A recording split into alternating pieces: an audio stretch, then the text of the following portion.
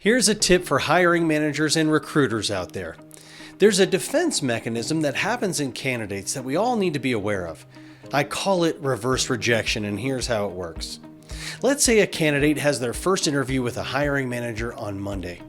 If they don't get feedback by at least the end of the week, reverse rejection begins to set in. Reverse rejection is a defense mechanism that candidates have when they feel like they're about to be rejected. So they start coming up with reasons why they should reject the company in their mind. The same thing happens after a final interview.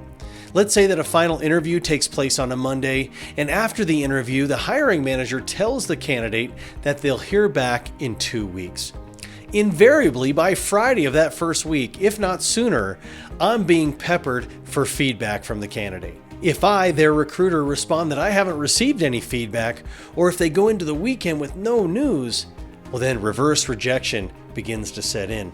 You see, the candidate heard 2 weeks, they understood 2 weeks, but they're not emotionally ready to handle a 2-week wait. In preparation for being rejected themselves, they start thinking of all the negative things about the company and spin it in their minds that they really didn't want the job that badly anyway. So what can hiring managers and internal or external recruiters do to stop reverse rejection from setting in? Well, what I do is I try to have a touch base with every candidate that I have in process before the weekend. The most reverse rejection happens over the weekend when they're not preoccupied with work. The best companies don't hire people who have been rejecting them for the last 14 days. So they move quickly. They don't rush, but they move quickly and act decisively. Was that helpful? If so, subscribe to the channel so you don't miss any of our other insightful tips.